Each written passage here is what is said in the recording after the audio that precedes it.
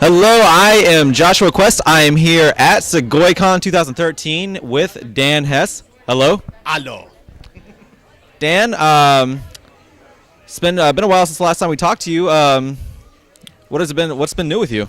I honestly not a whole heck of a lot, other than day-to-day life stuff. Buying a condo, painting walls. But on the comics front, I've just been churning along with my Wish comic, looking at other possibilities of starting other things in the future. But nothing to report yet. No problem. What has it been like working on the artwork for Sugoicon year after year?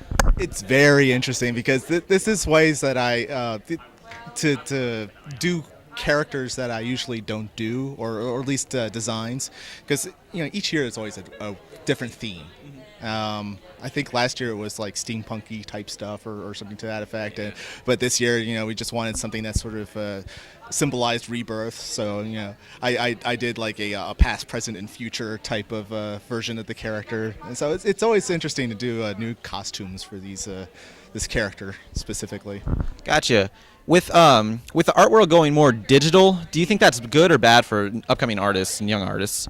I think it's a great idea. I mean, just with the concept of webcomics, it's a great way for kids to put out their stuff and just get a response out of it. Just for people to get their eyes on it and say, okay, this is what you could do to make it better, or just to try out something. I think it's actually fabulous.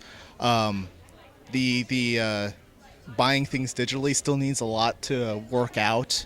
I still firmly believe that it needs desperately to have a common storefront, because unfortunately you have to go to Yen Press to buy their books, you have to go to Viz to buy theirs, and you at least have Comixology, which has some groups of peoples or comics together, but still it's not quite there yet, and plus also the prices are just all over the place, so it's still just as cost effective to go buy the book from Amazon or something like that and actually have the physical thing.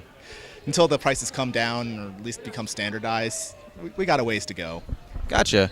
Do you think any of the artists are at a disadvantage growing up in a digital world where they're not having another chance to use like a pen or pencil to draw out and be kind of grow into that kind of like artist? Well, here's the thing: is that if you go to art school, or at least take art classes in high school or college or something like that, you're still going to be drawing with pen and paper essentially, or colored pencil, chalk, whatever. So you're going to at least have that experience all the time. I basically learned proper pen technique digitally. I do all of mine on a modified MacBook, so it has like a Wacom tablet built into it. So I just draw right on the screen. It's very cool. Kind of glitchy, but it's 3 years old. So what do you expect? But I learned proper technique with that, as far as getting proper thicknesses and thinness. So as long as you have the tools, you can still learn to do some proper pen technique. It doesn't matter if it's digital or not. Great. Your Wish target audience, at first glance, primarily looks like it'd be for children. Tell us how it'd actually be for pretty much all ages. I like to consider it an all ages comic, but I mean, first off, you have. Let me explain for the people out there that don't know this. Wish is my comic that is stars a little green character, as you can see there. He grants wishes to kids, can only be seen by kids, and is fueled by licorice. And the whole gist of this comic is that he does wishes for these three kids, siblings. So you have the older daughter, who is 13, a young boy who's 10, or 9, I think, somewhere around there, and then you have a little girl who's 5. So you get the wide variety of dreams and aspirations from these, all the way from I just want ponies versus I want to be able to talk to guys, that sort of thing. So, and I think it appeals to a broader audience just because I see myself in my own characters, because that's where my experience is. You draw what you know. But I think a lot of people will see them as like, okay, yeah, I was kind of like that growing up. I would make a silly wish about zombies in space, of course. Or they could identify with the oldest daughter, Zoe, who she's starting to get into theater, and it's like, oh, I did that in high school, and yeah, that's a lot of that sort of stuff I can identify with. So yeah, I will say it's very difficult to do an online comic that's all ages, because most people online are looking for stupid, immature, kind of college frat house humor, unfortunately. So, trying to do something that's at least relatively clean is difficult and actually build up an audience. But I keep trying, and what comes, I appreciate. Fair enough.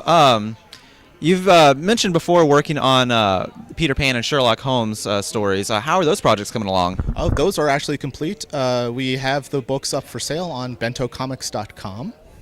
That's the site that I do with a bunch of artist friends of mine, including of published fame Queenie Chan and Svetlana Shamakova.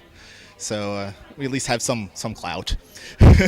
But those books are taken care of. We're actually going to start a new book of anthology of local legends, as we're calling it. And I'm still trying to figure out what exactly that means. But that's our theme. And we're trying to have something put together in time for next year's New York Comic Con.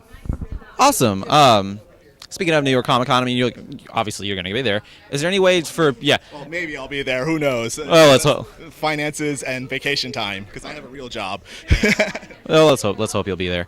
So, of course, if you do go there, you'll obviously post it on the net. Let your fans know. How do people find you on the net? How do people keep up with you? Well, for that stuff, you go to bentocomics.com. Granted, the site's a little bit broken right now because the whole concept of it was being able to print your own anthology books. But unfortunately, the API that we were using for that has gone by the wayside. So that's no longer a feature, and I still need to redesign it. But hey. Or you can follow the other artists on Tumblr and Twitter and stuff like that. But for me, personally, you can go to venusproductions.com, VENIS Productions, or weishcomic.com. Follow me on Twitter, Dan Says Stuff. I'm also on Facebook, but I don't usually friend a lot of people. So, you can follow me, I guess. Fair enough. So, there you go. All right. Very good. Are there any upcoming projects you want to have tell fans, or any final messages you want to give them? I would say keep informed on my website, or follow me on Twitter. I'm usually posting stuff there. I at least have a concept in the works. Since it is National Writing Month, I'm going to see if I can actually write a script for it.